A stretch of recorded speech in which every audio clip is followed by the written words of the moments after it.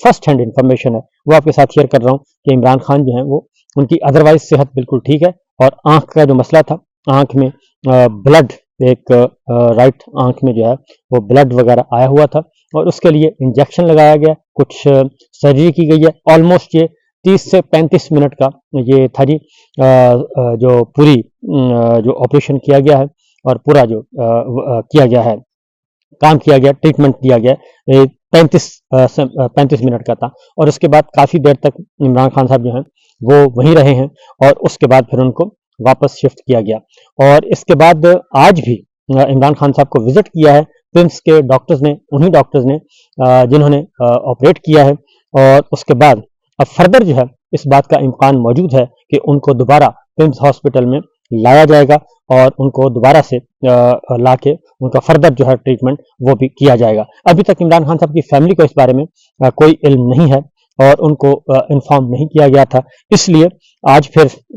پاکستان تحریک انصاف اور تحریک تحفظ آئین پاکستان نے مشترکہ طور پر ایک پریس کانفرنس بھی کی، اور سلمان اکرم راجہ صاحب تھے اس میں، بیرسٹر گوہر تھے، اور راجہ ناصر عباس صاحب تھے، دیگر رہنما تھے، اور اس میں اس پریس کانفرنس کو تمام ٹیلی ویژن چینلز نے بالکل اس کا بلیک آؤٹ کیا، اور اس کو ایئر نہیں کیا گیا۔ باقاعدہ طور پر ہدایات تھیں کہ اب اس سے متعلق، عمران خان صاحب سے متعلق یا صحت سے متعلق یا ان کی سرجری سے متعلق کسی قسم کی کوئی خبر جو ہے وہ ٹیلی ویژن چینل پہ نشر نہ کی جائے، اور اس طریقے سے جو طویل پریس کانفرنس تھی کافی تفصیلی تھی، اور وہ 1 پوائنٹ ایجنڈا تھا، اور اس 1 پوائنٹ ایجنڈے میں یہ بات کی گئی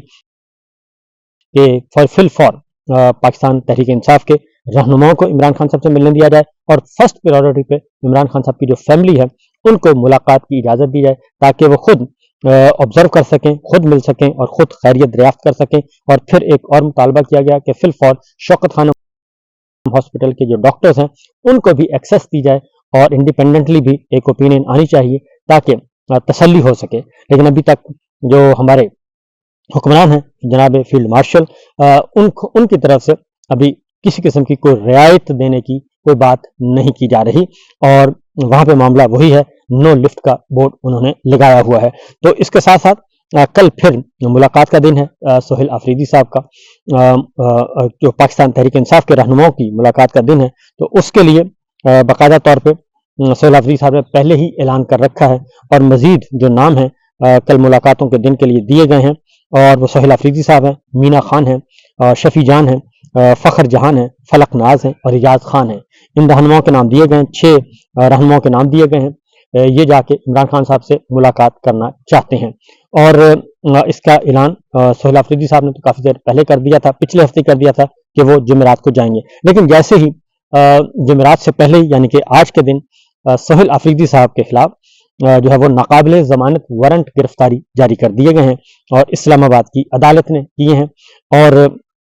یہ سینئر سول جج ہیں عباس شاہ صاحب، ان کی عدالت نے یہ کام کیا ہے جی، کیونکہ سہیل آفریدی صاحب نے ان سے بار بار یہ سوال پوچھا گیا تھا کہ 9 مئی کا ذمہ دار کون ہے، تو انہوں نے باقاعدہ طور پہ ایک ٹویٹ کیا تھا، اور اس ٹویٹ میں آج بھی انہوں نے بتا دیا ہے، کیونکہ یہ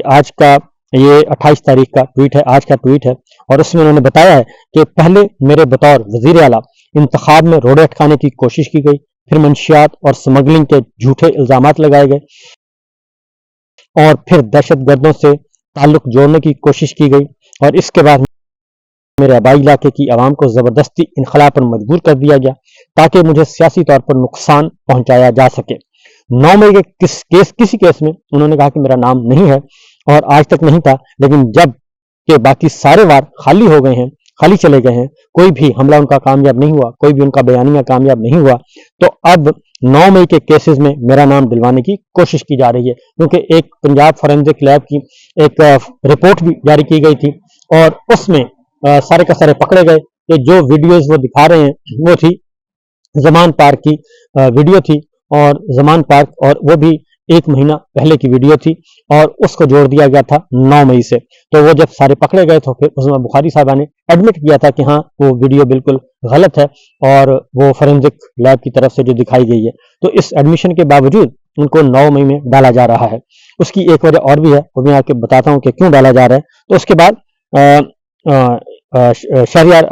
سہیل آفریدی صاحب نے کہا کہ پوری قوم کو یہ بات پتہ ہے کہ جس نے CCTV فوٹیج چرائی اسی نے 9 مئی کرایا، اور اس لیے اس میں کوئی شک نہیں ہے. لہٰذا انہوں نے کہا کہ میرے پاس تحریک انصاف کے خلاف اتنی محنت اور سازشیں کرنے کی بجائے ان لوگوں کو پاکستانی قوم کے اصل نمائندے عمران خان کے ساتھ جا کر جیل میں بیٹھ کر بات کر لینی چاہیے، تاکہ ان کے اپنے پیدا کردہ بحرانوں اور مسائل سے پاکستان آگے بڑھ سکے اور یہاں دیر پا امن قائم ہو. یہ سہیل آفریدی صاحب نے واضح طور پر ایک میسج کنوے کر دیا ہے، اوپن ٹویٹ کیا ہے اور ٹویٹ کے ذریعے ہی ان کو جواب دے دیا ہے اور بتا دیا ہے کہ 9 مئی کا معاملہ جو ہے یہ جڑا ہوا ہے جس میں سی سی ٹی وی فوٹیج چرائی. اب ایک اور بات بھی ہے، کیونکہ خیبر پختونخوا میں حکومت جب سے آئی ہے، یہ ریڈیو پاکستان پشاور پہ جو حملہ ہوا تھا اس کی بھی انکوائری صوبائی حکومت کر رہی ہے اور اس کے لیے باقاعدہ طور پہ کمیشن بنایا ہے، پارلیمانی کمیٹی بھی بنائی ہوئی اور اس کا انویسٹیگیشن ہو رہی ہے. اور پھر یہ کہ خیبر پختونخوا میں 9 مئی کے جتنے بھی مقدمات تھے وہ آہستہ آہستہ ختم ہو رہے ہیں اور اس کے اپوزٹ ایک نیا سٹانس جو ہے وہ آ رہا ہے اور خیبر پختونخوا حکومت جو ہے وہ اس 9 مئی کی تحقیقات کروانا چاہتی ہے. اب اسی لیے بھی سہیل آفریدی صاحب جو ہیں وہ انڈر پریشر ان کو کیا جا رہا ہے کہ اگر وہاں پہ کوئی انکوائری ہو گئی اور پتہ چل گیا، کیونکہ ہمیں پتہ ہے کہ ریڈیو پاکستان پشاور کیسے جلا تھا اور کس نے جلوایا تھا اور فوٹیج کس نے بنائی تھی اور پھر میڈیا کو کیا کیا بریف کیا گیا تھا کہ اس خبر کو کیسے آگے بڑھانا ہے، وہ ساری چیزیں موجود ہیں اور ظاہر ہے خیبر پختونخوا کا میڈیا ہے اور ان کو بہت سارا علم ہے، تو اب وہ سارا جو عقدہ کھلنے لگا ہے تو اس لیے یہ سارا کچھ کیا جا رہا ہے. ایک اور کام کیا گیا ہے، ڈاکٹر امجد صاحب ہیں، قومی اسمبلی میں ایم این اے ہیں، ان کے خلاف بھی بغاوت کا اور غداری کا مقدمہ جو ہے وہ درج کیا گیا ہے. تو یہ ان کو شاید، اور وہ ڈاکٹر صاحب جو ہیں وہ ڈاکٹر امجد علی خان جو ہیں وہ ینگ ڈاکٹر ایسوسی ایشن خیبر پختونخوا میں وہ تھری پیس کمیٹی ایک بنائی گئی تھی اور طالبان کے خلاف مزاحمت کے لیے اس کمیٹی کے وہ ہیڈ تھے. آپ اس سے اندازہ کر سکتے ہیں کہ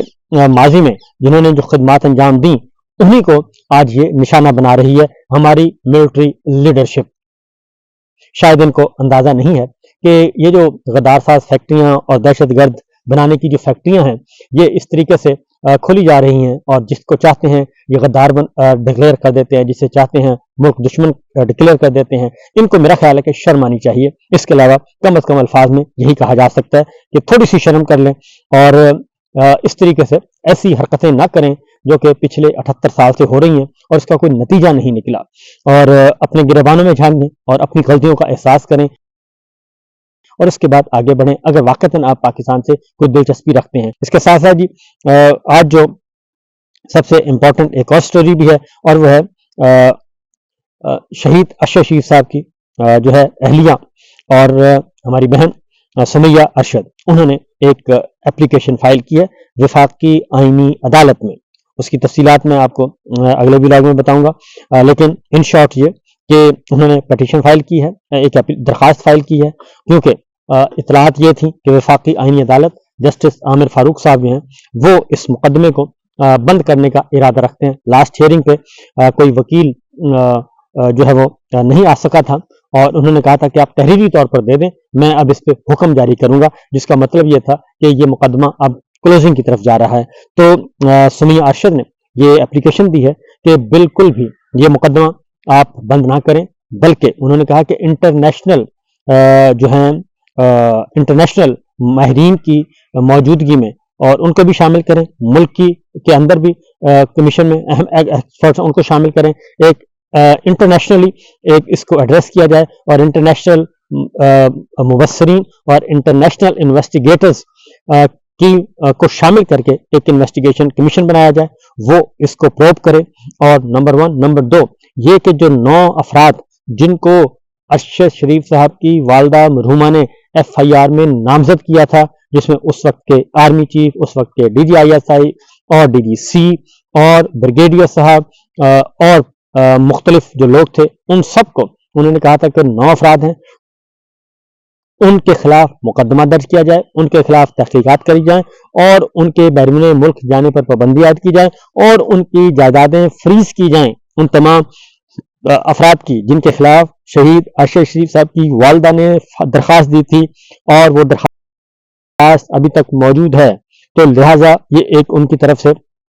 بڑی ڈیولپمنٹ آج ہوئی ہے اور یہ درخواست فائل کی گئی ہے اور یہ لیکن اس خبر کو رپورٹ کرنے کی اجازت نہیں ہے کہیں بھی. تو لہٰذا